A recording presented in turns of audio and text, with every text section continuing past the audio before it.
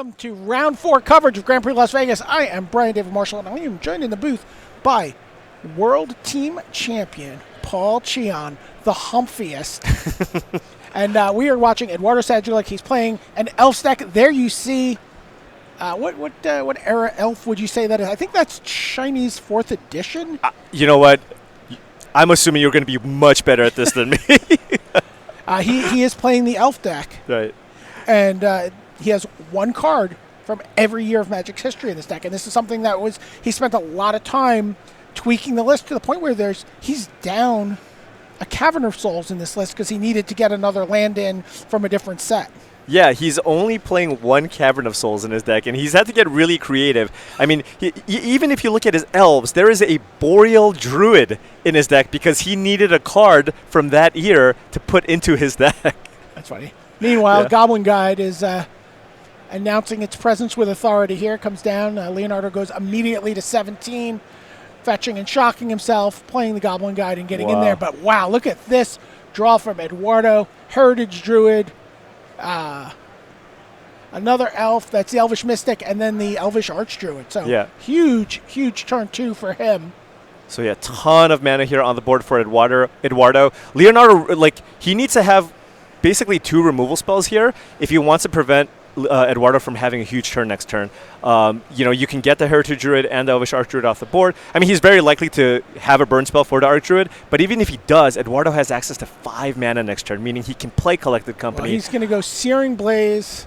That's going to take out the Archdruid, do 3 damage to Eduardo, drop him to 15, and he just flicks the Goblin Guide to indicate it is getting into the red zone here.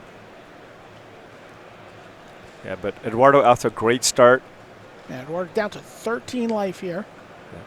But has, as you said, access to 5 mana. And there's an Azuri in his hand. There is, and I think he has a second copy of Azuri in his hand.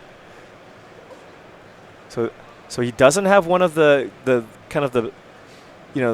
if he had something like a company, that would have been huge. But at this point, he does have access to save one of his other elves. He kind of actually, wants Leonardo to use a removal spell on that Azuri because he has that second copy. I'm sure that Leonardo is happy to oblige him here. And it's something we talked about earlier. Azuri regenerates another target elf. Right. And so Eduardo does have the option here of blocking that Goblin Guide with that Elvish Mystic and then using Azuri's ability to regenerate it because, he cannot protect the Azuri itself. Little mini flag bearer mechanic here for Azuri. So a second Goblin Guide, a third Goblin Guide, and in they come.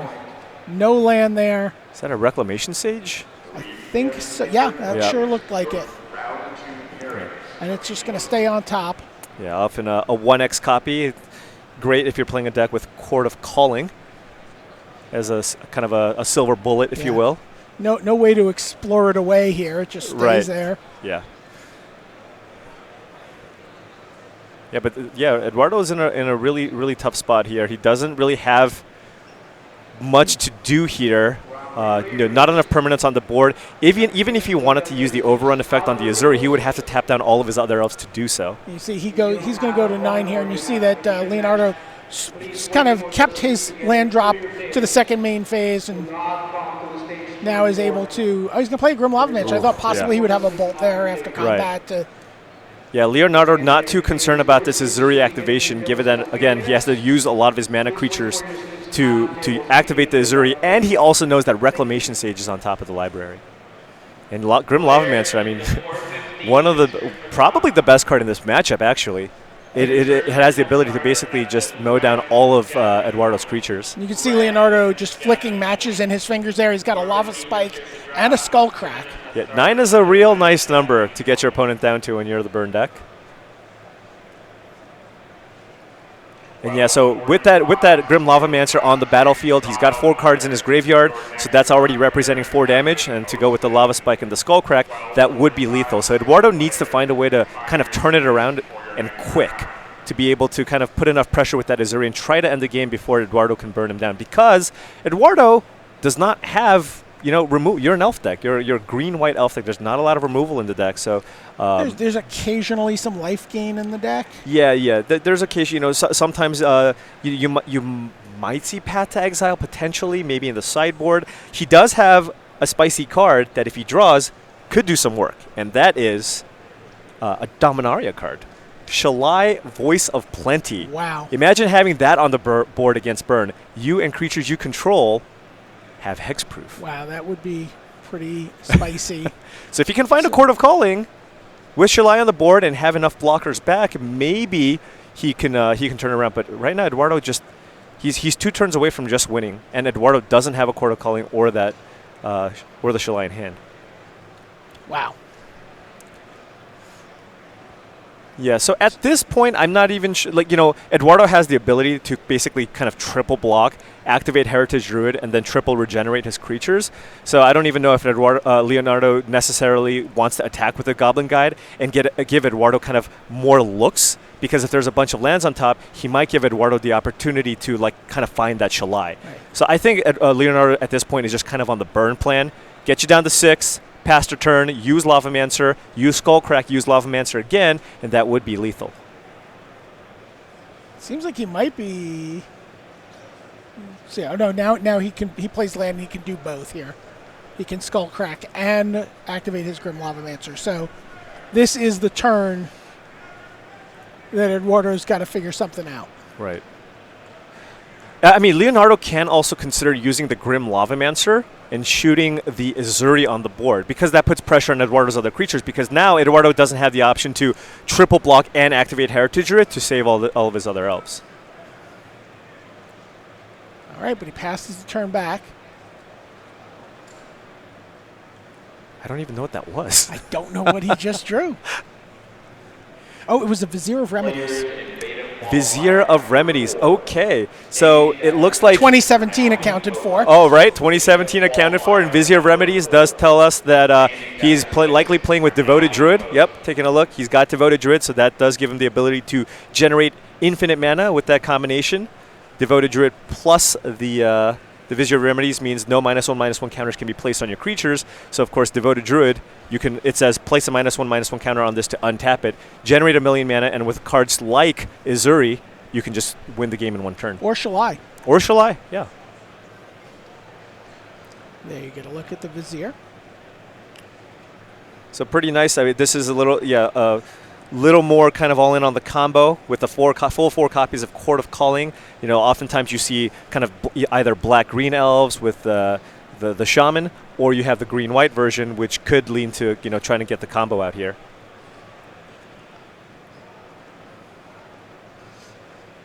But I don't know if Eduardo has just a good enough attack here. Not only that, let's say Eduardo does choose to attack and use Azuri's ability, Leonardo does have the option of using that Grim Lavamancer to, shoot down the Azuri in response. So the Azuri will not be able to get in for 5 damage because he cannot use regeneration mana on the Azuri itself. And also making he's got some untapped lands, but making the regeneration mana with his creatures is right difficult. It is tough. It is tough in this spot, yes.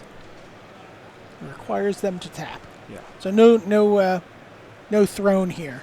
No, we don't see any thrones throne in this tech. version. Although that would also cover 2017. All right, so here's the Grim Lavamancer. It drops Eduardo to 4. Yep. There's a Skullcrack, and that is going to be game 1 to Leonardo Nunez over Eduardo Sajglic. And really, Llanowar Elf versus Lightning Bolt. This goes back classic. This really does go back 25 years in Magic's history, just in terms of the matchup. I recently was looking at, I believe, the oldest existing tournament footage. Oh, yeah? Which is from a tournament I ran in November of 1994. 1994? What was I even doing then? Yeah, this was just Magic. It was before there were PTs or GPs or anything like that. But and we have video footage of the finals, which is 2 red decks throwing fireballs for 2 at each other. We've come a long way since and sitting then. on Black Vice, and but red deck it's kind of been a thing for as long as people have been building decks. And just looking at Eduardo's deck, I mean, he does have 4 ofs of a lot of the important cards, of course, Court of Calling, Collected Company, etc. But if you look at his mana base, he's also had to make some concessions. We have 1 Temple Garden, we have a Verdant Catacombs, Windswept Heath, and Wooded Foothills. Because, again, Eduardo submitted his deck with a stipulation in mind. 1 card from each year that Magic has been around. So in order to get the wide variety, he had to get a lot of different fetch lands in there. He can only fit in 1 of the shock lands. And I mean, I just like the way that he's had to get creative here. And even the 1 Cavern of Souls is pretty interesting. And a card like Pendelhaven that could represent multiple years. Right. So he just fits that in where he can. It's not always going to be necessarily the oldest year that card is from. That would be challenging in Modern. Yeah, definitely. So, taking a look at kind of some of their sideboard options here, looking at Eduardo, given that he's got access to all that white mana, I imagine he might have some good options here. I see Scavenging Ooze, which could be a reasonable card, although he doesn't have a lot of removal. There's Shaper's Sanctuary, which is kind of interesting. It's whenever your creatures get targeted by a spell, you get to draw a card. So, that means that, all of the burn spells that Leonardo is going to point at the creatures means that Eduardo will be able to kind of get ahead on cards. And then the big ones, the heavy hitters here. We have a second Shalai, Voice of Plenty, which is amazing here, and a Worship. Ooh. Yeah. So what does he play with a Worship that can't be just killed by Leonardo? I think, honestly, the idea is you just have the Worship in play, and then you just play a bunch of creatures, right? He's able to just flood the board at all times. And in the matchups where Worship is good, your opponents are not going to play sweepers for the most part. So I think the idea is you just play this, have a bunch of creatures on the board, and, the one creature that maybe gives your creatures a little more resilience would be something like an Azuri, right? Keep your other creatures regenerated. But I think it's and also Shalai. Right. So I think those cards are just there to just kind of help shore up the mono-red matchup. Now, what is the Zoo deck doing here? Does it think about cards like Path to Exile? Where you just want more cheap ways to deal with cards like Heritage Druid or Azuri or things that can be really problematic? Yeah, I think the burn deck also sideboards differently depending on whether it's on the play or the draw. When it's on the draw, it's harder to kind of pressure your opponent because they're going to just be able to play a lot more blockers. So I can see, on the draw, taking out some of the burn spells, cards like Lava Spike or even Skullcrack. Those are cards that don't actually interact with creatures. And I can see Eduardo looking to make that swap with cards, like you said, the Path to Exile.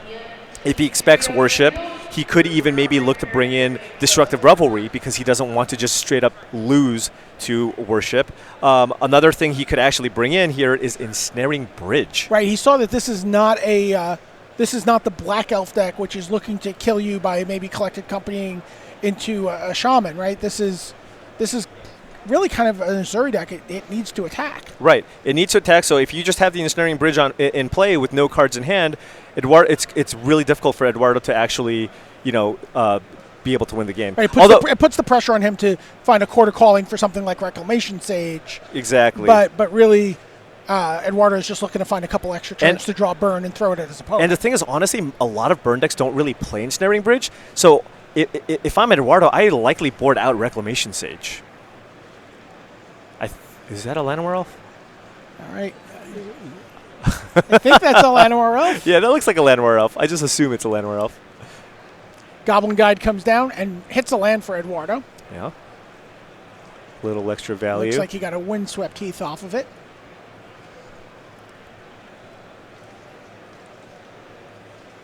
He's thinking about what he's going to do here. I'm just looking to see if there could be something else, but no. Yeah, and actually taking a look at Eduardo's sideboard, he's got a lot of options here. He even has 3 copies of Searing Blood in the sideboard, which is amazing against elves. So. Here we see Eduardo fetches, just goes and gets Forest. There's 1 Temple Garden. Not doing anything too fancy here. Probably likely has another way to get that white source if he really wants. Oh yeah, and he's got a ton of options here.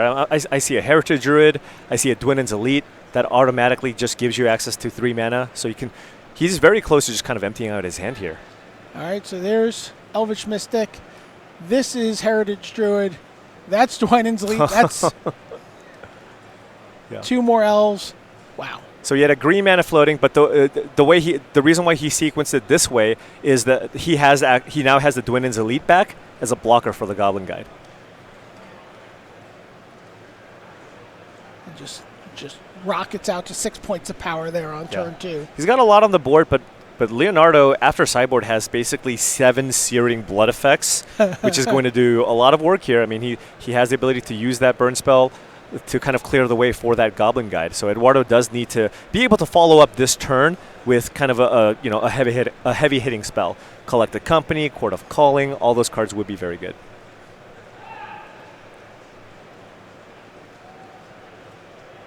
So now it's Leonardo's turn to break his fetch land. Is there a little more aggressive on him there? Yeah. So I'm wondering if he's going to go for the Searing Blaze here. The thing is, at this point, it is kind of hard to shut off Eduardo from like relevant mana. Even if he gets the Heritage Druid off the board, he's got basically 2 Llanowar Elves in play with the 2 Forests, meaning he can still cast Collect the Company even if you get that Heritage Druid off the board. How many times do you think Leonardo Nunes has attacked with a Goblin Guide just based on the way he just like slings that card around with just one finger? Oh yeah, I feel like he's played this deck quite a few times.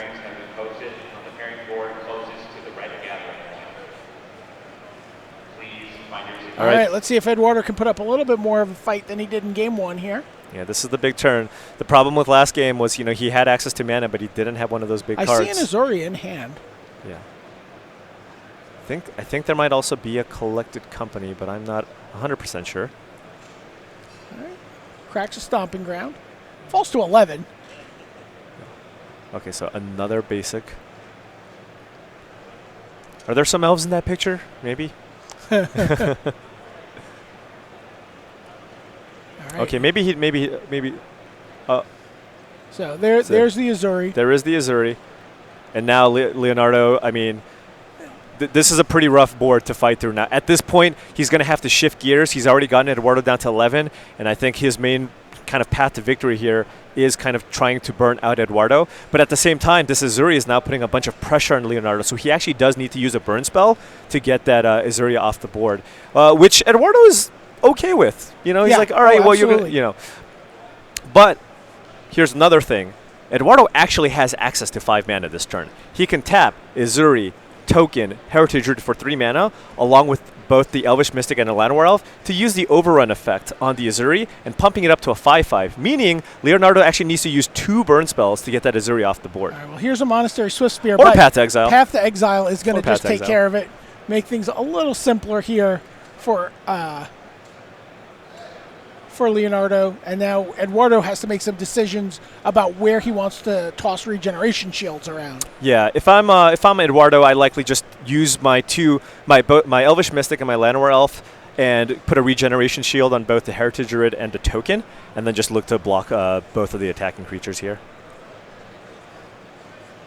He could also use tap Azuri along with Heritage Druid and a token to put regeneration shields on his mana creatures. And it's 3 mana in his mana pool. Right, can respond. Oh yeah, He an extra regeneration shield this way. This is actually better because he can put an additional regeneration shield on one of his creatures. Although that doesn't matter too much because then if he really wants to kill the other mana elf, he can just target the one with the 1 shield on it. But sure. Yeah.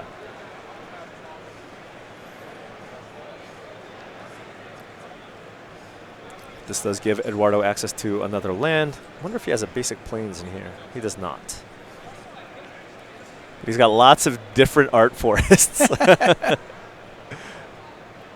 Yeah, I imagine the mana base is where he rounded out those hard to solve years. Right, and at this point, I mean, unless Leonardo really wants to use a burn spell to get rid of one of those mana creatures, he's probably not attacking. You don't want to give a free trigger with that Goblin Guide. Oh no, okay.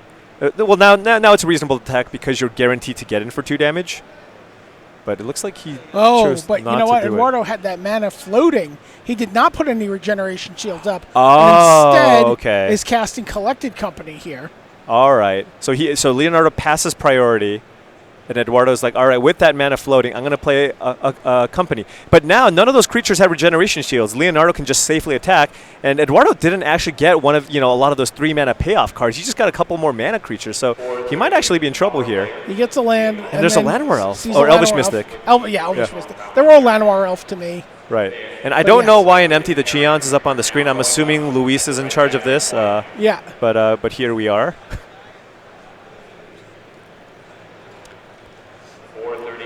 Yeah, so this is kind of rough. Like Eduardo again got off to a good start, put a bunch of mana onto the battlefield, but that Collected Company was, pretty much a whiff. Yeah, look at this. In fact, he's putting 3 creatures in front of Monastery Swiftspear here. Yeah, Swiftspear is currently a 2/3, but Leonardo is tapped out, so there's no worry of Leonardo playing another spell here, unless he has something like a Gut Shot. But burn decks typically don't play that.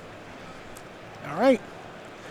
Eduardo falls to 7. He knows he's got an Elvish Mystic on top. Yeah, at this point, Eduardo is that's a Horizon Canopy. Yep. Okay.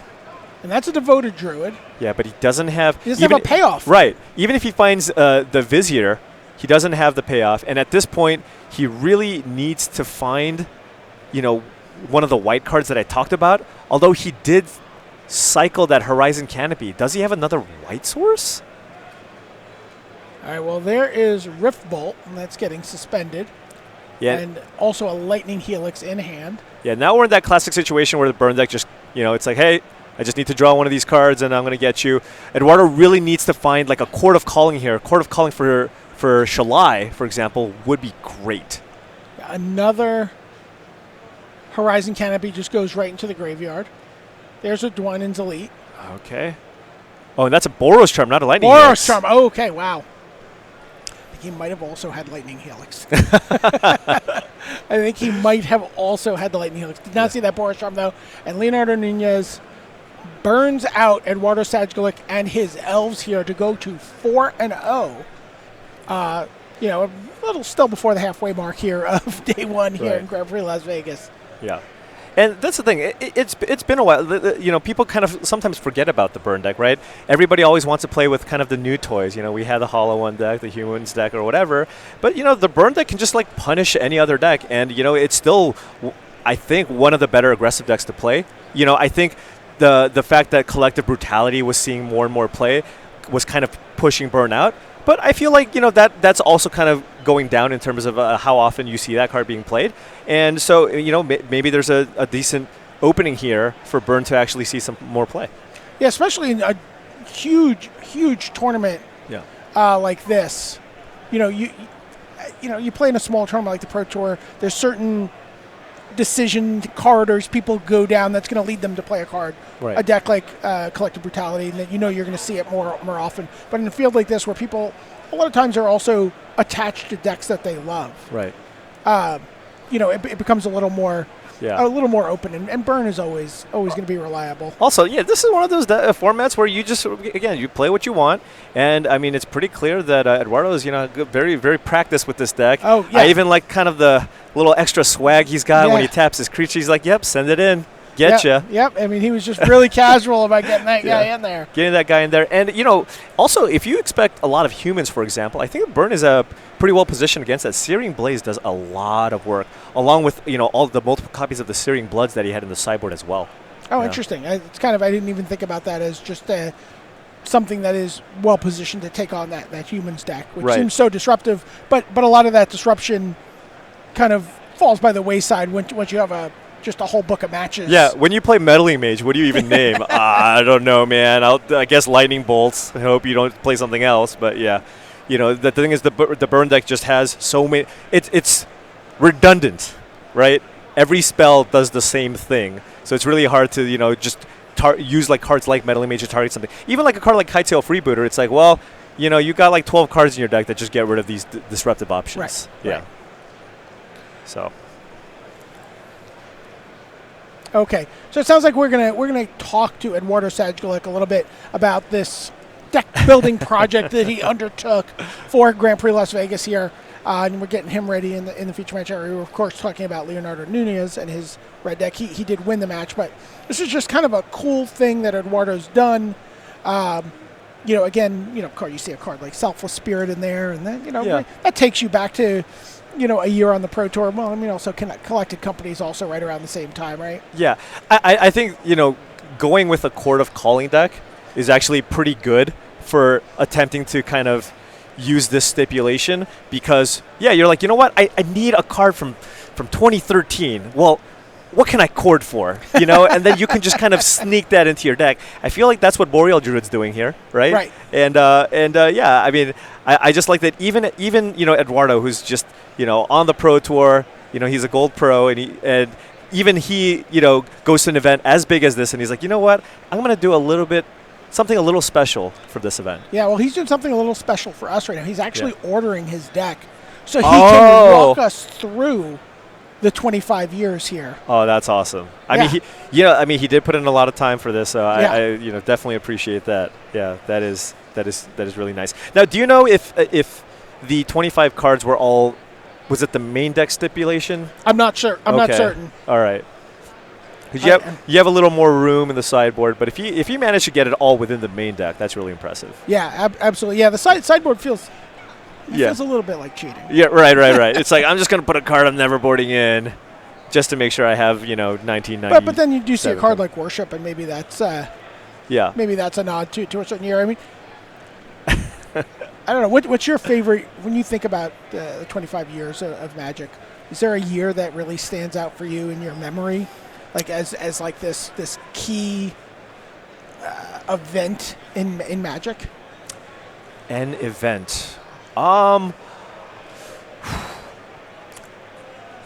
Probably kind of the Time Spiral era. Yeah. Because that's when I actually won matches of Magic, and it felt really good, And that was a time where there were a lot of great blue cards that existed that you could play. And I mean, it was just a lot of fun. And that was also the time where I just really played the most Magic. And I living with Luis, and we would just keep building off of each other, being able to do well in tournaments despite playing, some of the worst decks we've ever, or Luis's claim to have ever played in his career, but still figuring out ways to win just because, at the time, also, we didn't have as much information. Everybody just kind of grinded, and, we had the internet, but it's still there's so much more information now where everybody's just playing these super finely tuned decks. You had opportunities more in the past to kind of bring a brew and have success with it. Someone who brought a brew is Eduardo Sajulik. Let's go down to the floor. Hey, Eduardo, Brandon Marshall here with Paul Cheon. We are very excited for you to take us on a tour through 25 years of Magic history here. Tell us what you were thinking about as you constructed this deck. Why was this something that you took time out of your very busy life to do?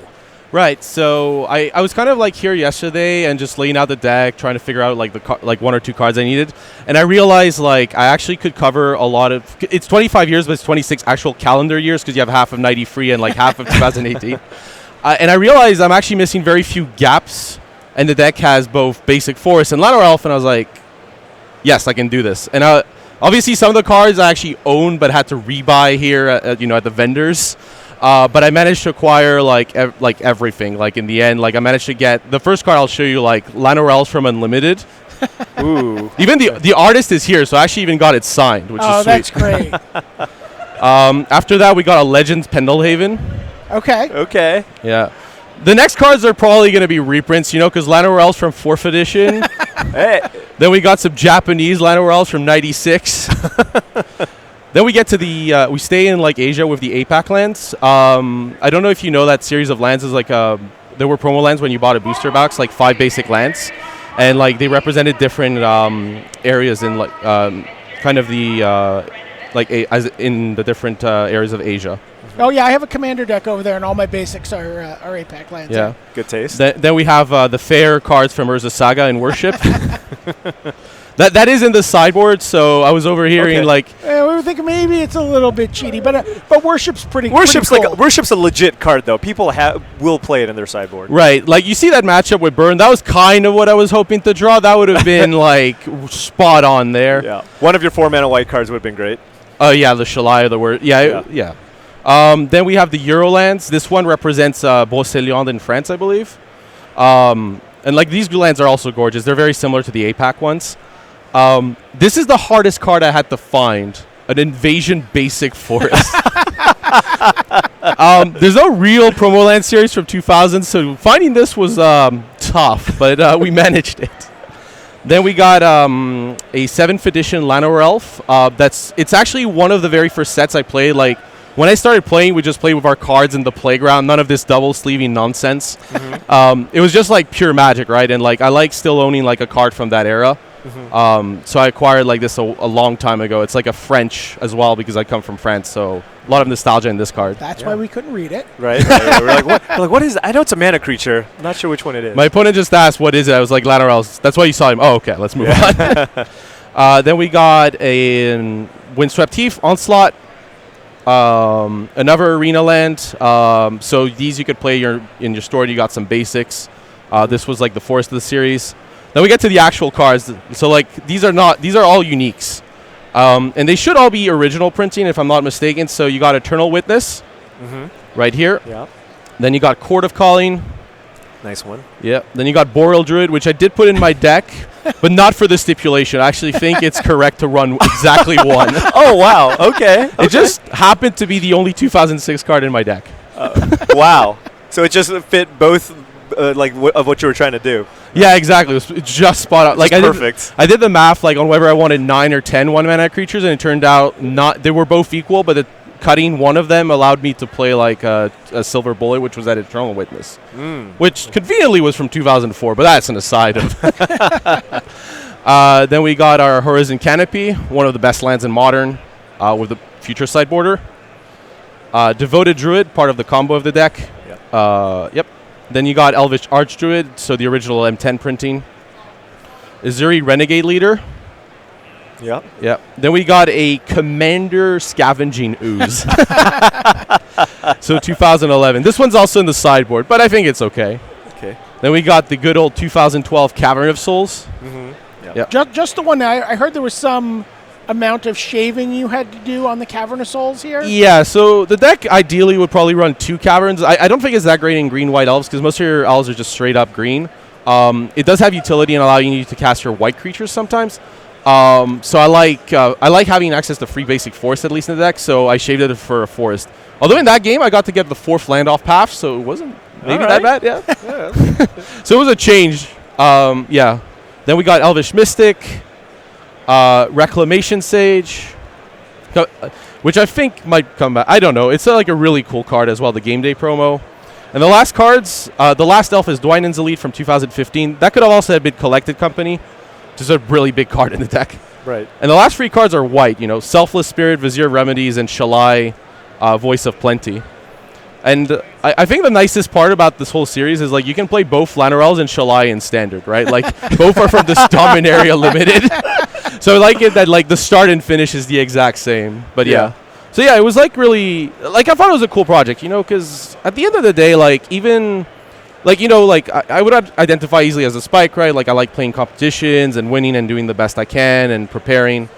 And obviously, like, going for pro points. But at the end of the day, Magic is also a game of history, a game of community. And I think it's a game we have emotional connections with. And I think it's important to, this is a celebration Grand Prix. So I thought it's not too much. It is time and it is a bit of effort, but it was worth it, for this Grand Prix. And it makes for, like, I hope what is a cool story, like how Magic, you get to play I still get to play cards 25 years later that were printed like in 1993, and that's like totally okay.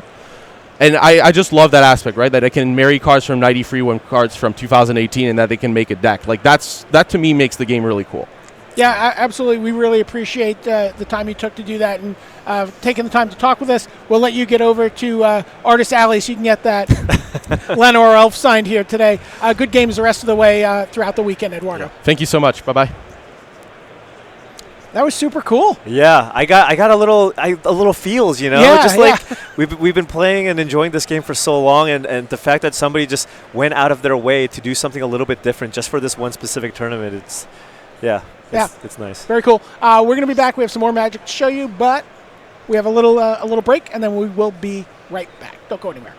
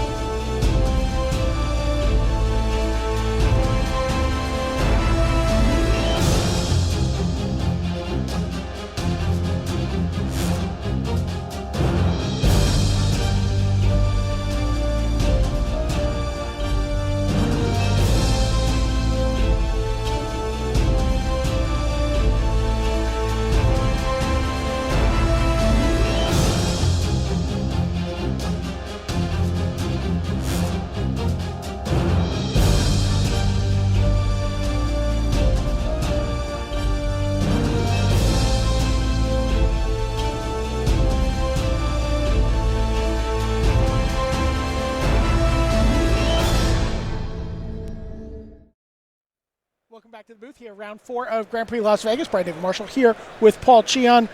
We just watched Eduardo Sajulik against Leonardo Nunez. When we called for the feature matches this round, we called for Brian Kibler. Brian Kibler might not actually be here. This was the first round for a lot of players playing. Right. And I did see something on Facebook earlier today that he was at the dentist this morning. Right. Something did not go well for him in Las Vegas. I think it was flossing, actually. He had popped out a piece of a cavity or something while flossing. So he's probably dealing with that and probably did not actually show up. But we managed to find a suitable replacement. Got a lot of players in the top 25 ranking here from the Pro Tour. Reed Duke, #1. Owen Turnwald, who's up to the 3rd spot. Jerry Thompson in 10th. William Jensen, Martin Yuza, John Rolfe, Matt Severa. Of course, the constructed master, Matt Severa, is going to the World Championship. Alexander Hayne, Mike Sigrist, and Corey Burkhart, all from the top 25 here. But we're going to go down to the feature match area, and we're going to watch Jerry Thompson, currently 10th in the Pro Tour, in the pro standings. He is playing against Scott Jansen, and it is game 2. Scott has won game 1. Again, these guys were brought over to the feature match area after the round had started, right. And we realized that Brian wasn't here. And Jerry is, what is he? Is he on Mardu? Yeah, well, all reliable. Jerry did make the finals of the Modern Pro Tour this year with Mardu Pyromancer, and he's running it back. And he's playing against Scott Jansen on red-green Scape Shift. And so, I think that is a matchup that is generally going to favor the Scape Shift deck. The only real good card that Jerry does have in the matchup is 2 copies of Blood Moon in the main deck. But given that given the result, I'm assuming he didn't draw that Blood Moon on turn 3. Yeah. Now, what is the critical turn for the Scape Shift deck in terms of when they can really consistently just win by casting Scape Shift? Typically, a Scape Shift hand or the deck is playing a lot of mana ramp. Oftentimes, you're going to be able to play 2 ramp spells. So, if you put that in mind, when you cast Scape Shift, you need to have 7 lands on the battlefield so that your Valakut will actually trigger. What you do is you play Scape Shift, look for a Valakut, and then you can get 6 other lands to deal 18 points of damage to your opponent. And oftentimes in Modern, that is usually good enough. Right, because you're just counting on your opponent having to put themselves to 17 on turn 1, if not lower. Right, people are fetching and shocking all over the place. And sometimes thought seizing. Right, unless you're playing against a deck like Affinity or something who actually doesn't take damage from their lands. And if that's the case, then you want to get, if you're playing against a little bit of life gain, then you want to get to 8 lands. Once you get to 8 lands, you do a ton of damage because then you can search out 2 Valakuts to go with the 6 mountains, and that is 36 damage. You can also get your beatdown on with your Sakura Tribe Elders. Yeah, I don't rely on that so much. But the thing is, again, this the way the Scape Shift deck works, you get a couple of ramp effects. So, probably around turn 4 or 5 is where you can look to do this the Scape Shift. So here you see Scott Jansen playing a 2nd land for the turn thanks to Explore. Yeah. Jerry Thompson cast Faithless Looting on turn 1, then flashed back a Lingering Souls here on turn 2, and now he's gonna say, hey, what's up? Yeah. And Inquisition of Kozilek is going to see a Sakura Tribe Elder and 4 lands in hand for Scott Jansen. So this is not the action-packed hand. Right. That he's going to require a little help from the top of his deck here if he's going to be able to pull this off. But it's always just scary playing against the Scape Shift deck because at any point they can just draw Scape Shift and win the game. And it's not like Jerry has a ton of pressure here. He's got 4 Lingering Souls on the battlefield, but that's still a 5-turn clock here. Right. So Scott can still try to string together some ramp spells and just try to find that Scape Shift. He still has time. And remember, Jerry's also, doing a lot of damage to himself there. Wow. Anger of the Gods right off the top. Wipes out 2 turns worth of work here in 4 Lingering Souls. Wow. Yeah, and so after sideboard, Jerry does have access to a few Fulminator Mages, and he does have those Blood Moons. I imagine Scott probably brought in a couple of ways to deal with those Blood Moons after sideboard. Cards like Nature's Claim or something of that nature. But here's a young Pyromancer from Jerry Thompson. And even if he doesn't have anything in hand to cast right now, he can maybe even think about flashing back Faithless Looting next turn. Yeah. Keep his deck moving forward, start making those tokens that are essential to the Mardu tokens deck. Yeah, and Scott's playing actually a little more action too than you sometimes see in the typical Scapeshift deck. He's even playing 3 copies of Bloodbraid Elf to go along with the 4 Primeval Titans and Scapeshifts that are in the deck. And he's, of course, got one of the best 3-mana Planeswalkers ever printed, Tireless Tracker, in the deck as well. Oh, that's a good one. That is a good one. I have, Summoner's Pack for Tireless Tracker into Fetchland is pretty nice. Pretty nice. All right, so here's a Lightning Bolt. It's going to tick down Scott Jansen's life total. It's going to ramp up Jerry Thompson's clock. So he is at 14 from 2 fetch and shocks. Yeah, Jerry still wants to get this ball rolling. That was a pretty good draw. He's got a Fulminator Mage on the battlefield. He doesn't necessarily need to deploy it this turn. Ooh, he also has a Blood Moon in hand. Those are both interesting. Actually, what he could do here is play Fulminator Mage. And actually, he might want to play Fulminator Mage and use it here because he could be concerned about a Primeval Titan. Scott Jansen's currently sitting at 5 mana, so if he does play a 6 land and draws either a Summoner's Pack or a Primeval Titan, he can play it next turn. So there's Fulminator Mage. And he's going to do this during Scott's upkeep. Yeah. And so put Scott back down to 4 mana. We know he's got plenty in hand. Doesn't no need to shock himself there. So he's going to play that Stomping Ground tap. Ooh, okay, and Jerry's got some action here. He's gotten Scott down to 9 life here. He's dealing 3 more points of damage down to 6, and he's got a Lightning Bolt in his hand as well. Oh wow! Are we going to see Blood Moon Lightning Bolt? Blood Moon Lightning Bolt seems like a pretty strong play here. Here it comes. So there's a Blood Moon. That's giving but Nature's Claim right away. Right. He's going to take that out. That'll put Jerry up to 17 life. But Scott needs to find an answer for this young Pyromancer. Will a Primeval Titan do it? He's at 6, and you said he's holding a Lightning Bolt.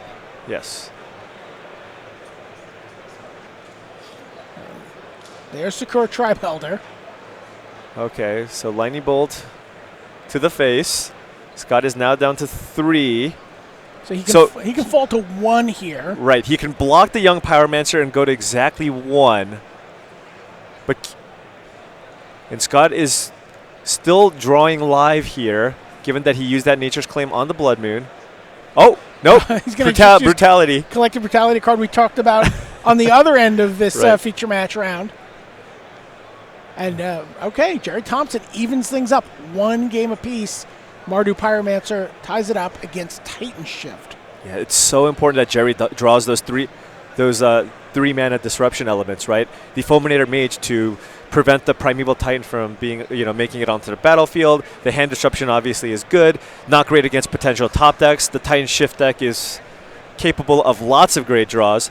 And, if you notice, Jerry Thompson's playing Inquisition of Kozilek, but, that doesn't get some of the most important threats. Doesn't get Scapeshift, right? Doesn't get Primeval Titan. Exactly. So, Thoughtseize is the card that he's looking for. And, again, Jerry, the Mardu Pyromancer deck's really good at grinding out opponents, but it really doesn't put on the, unless you get that young Pyromancer to stick, it really doesn't put a ton of pressure on the opponent. Yeah, not a lot here for Jerry in terms of ways to interact with that Primeval Titan early on. Yeah, definitely. So, and on Scott's side, just looking at his list, I don't even see too many cards that I'd want to sideboard out. Like, all these cards just seem great. Like, his deck already kind of seems pre-boarded. So I think the only card, as we saw earlier, is the Nature's Claim that you really want to bring in because that's really good against Blood Moon. Do you look at the Reclamation Sage also? Do you just want like another body? Yeah, Reclamation Sage is nice. I actually prefer it to the Nature's Claim because it is a card that you can get off Summoner's Pact to find an answer for that Blood Moon. So I would expect Reclamation Sage to be boarded in if you are also bringing in a card like Nature's Claim. Relic of Progenitus is also an interesting option because Jerry does rely heavily on his graveyard for a lot of his kind of sweet interactions, cards like Lingering Souls, Faithless Looting, and even being able to play Bedlam Reveler. The Relic of Progenitus could do a decent amount of work. You've said the word grindy a couple times when talking about Jerry's deck. Yeah. how do you like a card like Tireless Tracker, maybe bringing in an extra copy of that in a matchup where you feel like your opponent's trying to attrition you, run you out of cards, maybe destroy your land, slow you down? Is that a card that really shines in this matchup? Yeah, I mean, Tireless Tracker is certainly another option as well. And, if Scott thinks that the game is going to be drawn out, I could see him shaving on some of those ramp effects. You don't necessarily need to be super explosive. You can just play land every turn. Jerry's deck is not super aggressive, and just kind of put a few more threats in your deck. So, I could see Scott keeping cards like Explore because it cantrips, and maybe looking to shave cards like potentially like a Farseek or something, and, just have his deck be a little more threat dense. And by the way, that Anger of the Gods we saw in Game 2, that is a main deck, Anger of the Gods. And right. This is one of the ways that this deck has to even the playing field against all the aggro decks. Yeah, and in this format. And it's interesting. A lot of people have kind of waffled between Anger of the Gods or Sweltering Suns as an option, but Sweltering Suns cycles, which is obviously very appealing. But at the same time, Anger of the Gods does exile, which Scott apparently values more than the cycling effect on the Sweltering Suns. Or again, a lot of times there's not a lot of movement on people's decks. You have your deck. Yeah, but Scott's, at the same time, if you're playing like your one Modern deck, you still do everything you can. You're always scoping through and making sure like all those cards are right. All right, here we go. We've got a Game 3. Scott Jansen's going to be on the play. Anger's much better against Affinity, against Arcbound Ravager. Oh, yeah. You might want you might want to exile, is what you're saying? Well, actually, I guess Ravager can sack a bunch of things, but also the Hollow One deck, right? Being able to get Flamewake Phoenixes and Bloodghast off the board, that's huge. All right, Scott's going to kick things off. So this turn one, Heath. Yeah, turn one fetch makes me think he's going to go for the Search for Tomorrow here, getting either Forest or Stomping Ground. That's the classic turn one play for this deck. That is the only turn one play. I guess there's also Lightning Bolt, but he wouldn't be fetching on his turn, so. Yeah, but it's a Relic of Progenitus. God. Little sideboard action All from right, Scott Jansen here. Got some sideboard action. Turn one Relic. Relic. You talked about, you said can be pretty good in this matchup. We saw in Game 2, Jerry really relied on Faithful Saluting, discarding a pair of Lingering Souls to develop his board in the early game. And, this is a card that can really stymie that for Jerry. I mean, yeah, Jerry's got a Bedlam Reveler in his hand, and I don't think he's going to be able to cast it anytime soon. So this is Faithful Saluting once again. Yeah. I mean, Faithful Saluting is nice because, he can kind of protect some of the cards in his yard. He can put like a land plus a spell or something. But it looks like he might just opt to discard that Bedlam Reveler, thinking, okay, I'm going to be playing this game where I just assume that I'm not going to be able to play this Reveler for a while. So I just want to, go for some other options. He does have at least one Blood Moon in hand. Yeah. And that's why fetching basic force too is very, very important in this in the Titan Shift deck, because that does give you the opportunity to make sure that you have draws to Nature's Claim or Reclamation Sage, even if you don't have it in your hand. And now I think we're going to see an Explore here. Yeah, from Scott. And I imagine Scott's going to probably fire off this Relic to get one of those Faithless Lootings in the graveyard, because Jerry could play a fetch land next turn.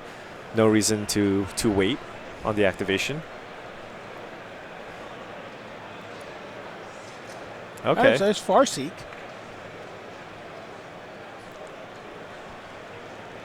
Again, forest and mountain now in play. Right. And the thing is, yeah. Well, I guess the mountain's not as exciting to go get. Right. And, Scott's not really concerned about needing to keep mana up for the Relic of Progenitus, because there's not really anything too explosive Jerry can do. Ooh, that's another Bedlam Reveler. Yep.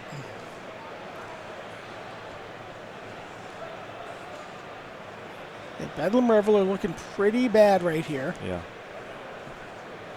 Graveyard hate. My only weakness. And I imagine Jerry's going to look to get a basic Swamp here, given that he's got the Blood Moon.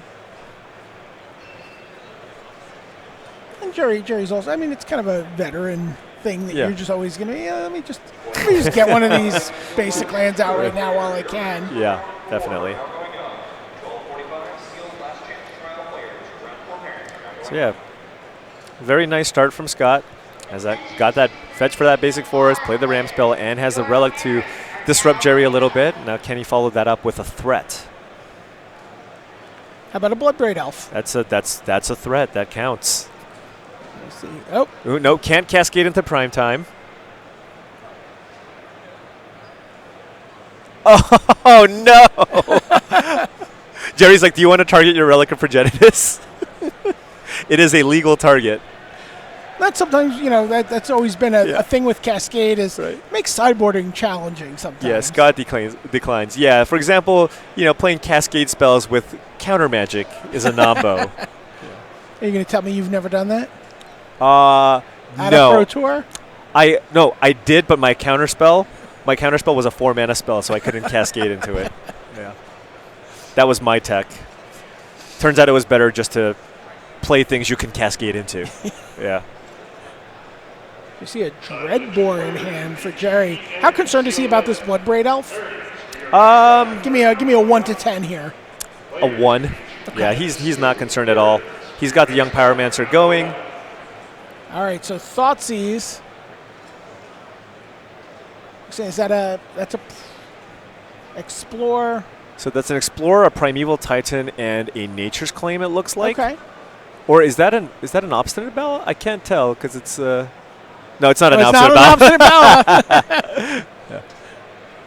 And he is going to Dreadbore. Okay. He is going to Dreadbore the Bloodbraid Elf and get another token. So he's got a little army there, and you can see that there's no Anger of the Gods in his immediate future. Right. All right, so Jerry's, got some pressure going here. Scott does need to draw out of it, but he does have that Explorer. He could also use that Relic of Progenitus. He can also crack the Relic to draw a card and exile the graveyards. Right. He does have the answer to Blood Moon with that Nature's Claim in hand, too. But he's keeping track of where that card is. Oh, yeah. Yeah, I feel like unless Jerry has absolutely nothing to do, he's not going to slam that Blood Moon. Sometimes you want to gain 4 life. Yeah, that is an option. All right, here's Search for Tomorrow. And this is very important because now Scott is at that very crucial 6 mana point where he is now at the point where he can either draw Primeval Titan or Summoner's Pact to get a Primeval Titan to, try to find some mountains in Valakuts. This also puts him in a position where if he plays land number 7 next turn with Scape Shift, he could just win the game. So Scape Shift, Summoner's Pact, and Primeval Titan are all pretty dangerous for him. Yeah, and not to mention Anger of the Gods is totally fine. So it's at about 11 cards he could draw? It's interesting that Scott chose to use that Relic of Progenitus there. I think Relic also gets exiled, but I think, this does leave whatever card he drew vulnerable to a potential Thoughtseize that Jerry might have drawn. I guess he just didn't want Jerry to flashback that Faithless Looting that was in his graveyard. Jerry does have a Liliana of the Val here. Okay. He's going to have both players discard a card. All right, so Scott's in some top deck mode here. What is the discard? He's thinking. So it's not a Primeval Titan. We'll say that much. And Jerry is not discarding Blood Moon here, even though he knows about that Nature's Claim. Because he thinks that there might be a chance that Scott just discards the Nature's Claim here. And he does. Yeah. All right. So Bedlam Reveler goes to the yard for Jerry. Yeah. So this is a very big turn for Scott. He needs to find a threat.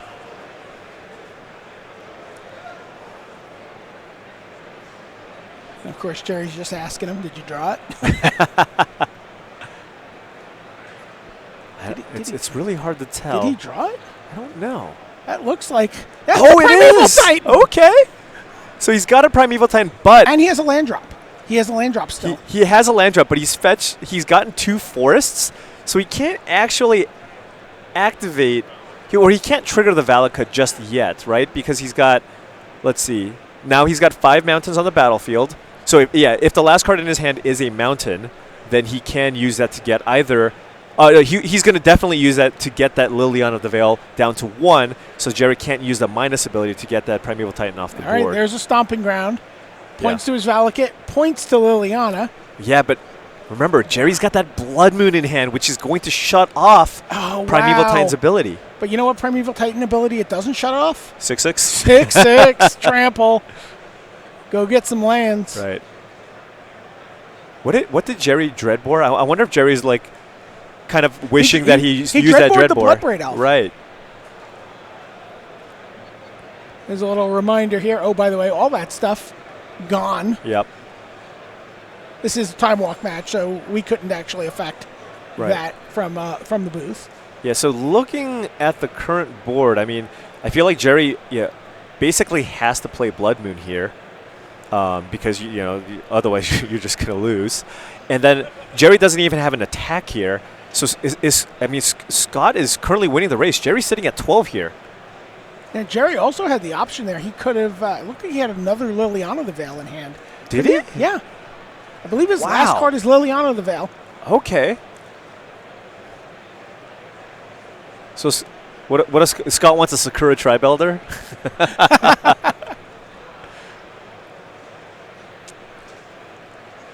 That would be a pretty bad beat for Jerry. Yeah, so now Scott's deciding whether or not he wants to use the Primeval Titan to attack Liliana or Jerry's life total. I imagine, depending on what he has in hand, I imagine he's probably going to go for that Liliana. And that's what I think that's what Jerry wants here, right. Clearly. And then he gets to play Liliana and eat the Primeval Titan. Yeah. So yeah, there are like kind of the pros and cons of kind of searching out that basic forest, right? You want exactly one, right, to fight against kind of the Blood Moon. Because you want as many mountains as possible if you want to naturally deal damage to your opponent with that Valakut. So Primeval Titan does barrel in the direction of the Liliana the Veil. So yeah, Jerry's just going to get maximum value out of this next Liliana. To set up a whole turn here. So Scott gets a couple of fetch. But he just get a couple of lands, yeah. Yeah, so he gets a couple of fetch lands. Oh no! What is that? It's the Sakura Tribe Elder. What? Oh no! You called it, Paul. Okay. Wait. Jerry might just. Oh man, I kind of wanted to see Jerry attack with Young Pyromancer and see if Scott just goes for the trade, right? Assuming that last card is Liliana. Yeah. Oh no, he can't play Liliana.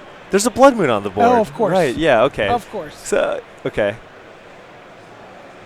Still funny though. Yeah. God, Blood Moon's so two-sided. I know. It's a totally fair card, right? Yeah. I mean, it just gets you too, I guess. Is this the second time we're going to see a potential Blood Moon lose here? Jerry's trying to decide what he's going to ditch. Yeah, it's Liliana and a Bedlam Reveler. And now he rumbles in. All right, just block the Young Pyromancer. Jerry doesn't have that swamp, right? And it's pretty unlikely for Jerry to just naturally draw multiple swamps here. Okay, so every land he plays that's not a basic is a mountain. Right. Time to attack. Wow. All right. Oh.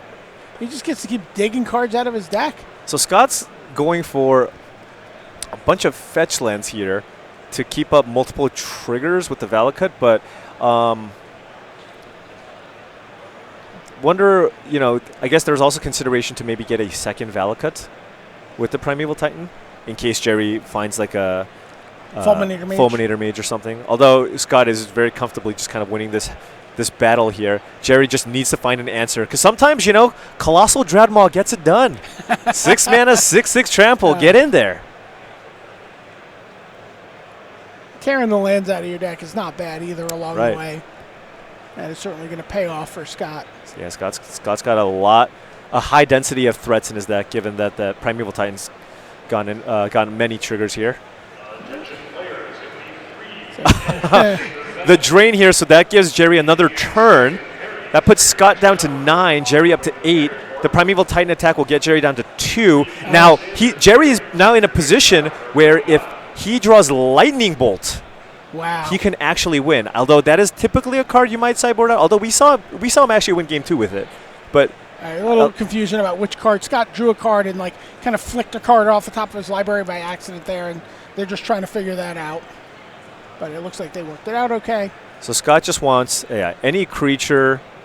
Obviously, Nature's Claim would just end the game here. Oh, yeah. Summoner's Pact for Reclamation Sage. Wow, look at this. Scott Jansen Whoa! passes the turn back to Jerry Thompson. He does not want to lose to Lightning Bolt, I guess. Wow. This is conservative line here from from Scott. Now, what isn't it? Is there like a Colligan's Command in hand there for but Jerry? that would have gotten Scott down to 1 if assuming Scott attacked. Scott's just waiting. Oof. So now Jerry has that Culligan's Command. He can use that to get back Young Pyromancer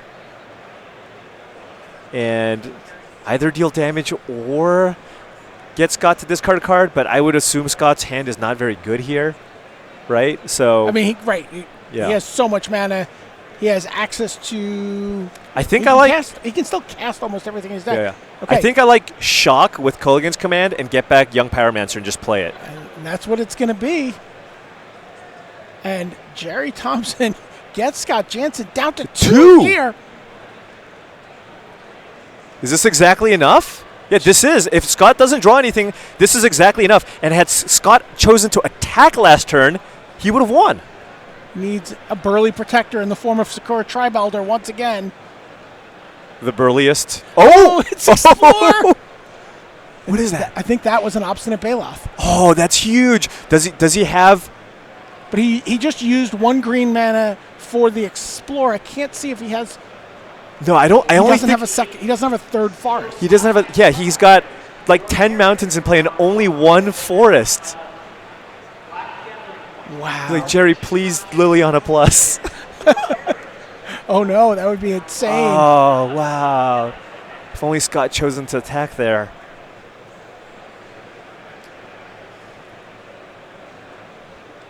Yep. He's like, okay, how do I get out of this? Well, Jerry's just not going to block if Scott attacks. So, yeah. Wow, look at this. That Blood Moon actually being relevant here, despite the fact that Scott has 2 basic forests in play. He is a green source short. He passes the turn. And Jerry just going to attack. That's it. Sends in both. Blocks. Says you're a 2. Oh. Wow, Jerry Thompson. Yeah, he's like, I drew the manages, wow, to pull off the win through a Primeval Titan. Blood Moon just constrains Scott's mana. Finds the Obstinate Baloth, but doesn't have that 2nd green to cast. Yeah, and there was that back and forth too. You know, we were talking about how much is Jerry concerned about that Bloodbraid Elf, right? And you know, I bet I'm assuming. I mean, I'm going to give Jerry the benefit of the doubt. Much better player than I am. That was probably correct. But after Scott draws that Primeval Titan, I'm sure he was thinking to himself, man, if only I had that Dreadbore in hand. So then we come to this super close race, and Jerry puts himself in position to win with a Lightning Bolt. And just setting himself up to be in that position scared Scott into not attacking with Primeval Titan. But people respond, right? You respond when your opponent plays to something. You're like, oh, wait. He's playing to bolt me here. Yeah, but you got to play the numbers too at the same time, right? Oh, absolutely. So you're putting yourself like, what if Jerry just draws Liliana of the Veil or something, or Dreadbore or something along those lines? There's so many other cards that Jerry can draw that can just deal with that Primeval Titan. So you have to just play the numbers. It's like Jerry's only got 4 Lightning Bolts in his deck, right? But he can do a lot of other things, and you know that is literally the only card that would represent lethal damage. So you know, I mean. Look, you're playing against Jerry Thompson in feature match area. You know, this is a long, grindy match. Yeah, sometimes you're just going to try to play around certain cards. But sometimes when you play around cards like that can just end up being a losing proposition. Other cards get the opportunity to come into play. Right. And we saw that Culligan's Command was just exactly enough damage. You saw that situation. He's like, well, if I attack, and he... So he was just that great navigation there by Jerry Thompson, and you know it's easy to just scoop in that position too, right? Right. At the local store. We do have some more Magic to show you though, so let's head back down and look. We have another Time Walk match. This is Andrew Kunio versus Andrew Backstrom. Andrew Backstrom, I expect, is playing Clan Ironworks. Yeah, the Andrew Mirror here. Okay. Yeah, and it looks like, I mean, we got Darksteel Citadel into Terrarion, so it can pretty much only be one deck here. So yeah, taking a look here, Andrew Backstrom is in fact is playing the KCI combo deck with Karklan Ironworks and Scrap Trawler, generating a ton of mana and finishing off the opponent in many different creative ways. Oh, but you know what? We see a Glistener Elf come down here. Wait, people still play this deck? Yeah, I guess so. Andrew Kunio. I mean, Andrew is like part of that team that really popularized this deck in Modern, right? Owen was playing this, and he was playing this, and Huey was playing this, but not all the cards that were available to this deck are still available. He must have gotten a sick updated list from Tom Ross or something. Yeah, but yeah, you know with Gitaxian Probe no longer being in the format, that did hurt the deck a lot. You know, the fact that you can get that free spell in your graveyard and also the information was huge. Right. But the coast is clear. Right. But again, you know, nobody probably had Infect on their radar, and if that's the case, it can surprise. And I would imagine that this is a fantastic matchup for Andrew Kunio. Andrew Backstrom is just playing a bunch of mana rocks and eggs with just no disruption whatsoever. So if you're playing against a deck with just no removal, I mean, this deck can just kill you on turn 2 potentially. Now you've talked about the idea that Gitaxian Probe help fill your graveyard. Why is that so important for the Infect deck? Right. So you are also playing with the card Become Immense, and that is a Delve card. And so Gitaxian Probe not only gave you perfect information, it also just meant that your Become Immenses get turned on, often a turn sooner than you would normally be able to, and that does lead to more potential, explosive turns. Well, there's a Noble Hierarch, so Glistener Elf gets in for 2, and that's 2 Infect. Yep. So 2 Infect, and looking from Andrew Backstrom's side, even if he has something like a Karklan Ironworks, I mean, I guess he could play Karklan Ironworks, sack some things, and then play Scrap Trawler. So he needs to have like exactly all of those cards to actually make this work. He is playing a couple of copies of Pyrite Spellbomb, which is a nice interactive spell. But again, it's 2. And he's also got 3 Engineered Explosives, which is very good against Infect. That card is fantastic against this deck. And there is the Karklan Ironworks. Whoa, what is this? But Spell Pierce from Andrew Brutal. Kunio. Yeah, that is exactly the word I was reaching for there, Ball. And Brutal. I'm assuming Andrew just has 2 pump spells here. You know, some combination of Might of Old Krosa, Become Immense is just going to be enough. Vines of Vastwood is going to get it done. So Kunio just going through the motions here. Yeah, there's Vines. Vines, and then I got the Become Immense. Here's Become Immense, and you're dead. Wow. Turn 3. Yep. With Disruption. He even had that Spell Pierce. You got sick. You had no time to go to the doctor. You died. Wow. All right, so same start here, or similar start here anyway, for Andrew Backstrom. An egg and a Darksteel Citadel. Yeah, things get a lot better for Backstrom after sideboard. He does board in 4 copies of Lightning Bolt, along with 2 Gear Per Ether Grids. So if he can survive, and he now has 6 more interactive spells to bring in for this matchup. Which now brings him to 6 interactive spells. Which now he did have the explosives with the Pyrite Spellbomb, but he's still light. Let's just put it that way. Not only that, he doesn't have like a ton of mountains in his deck, so he's got to get kind of creative. Like he's going to need to like keep that sphere around to keep up the red mana for the Lightning Bolt. Oh, look at this! We get a Spell Pierce on Mind Stone. Yeah. Kunio wants to slow down the game here. He doesn't want to use that to protect this creature. He just wants to prevent the potential turn 3 Karklan Ironworks that Andrew Backstrom wants to play. And this tells me that he probably has maybe a play on turn 2 here, or he's setting himself up for a position to play a turn 2 spell. Okay. Okay. Well, there's an Inkmoth Nexus. And can you?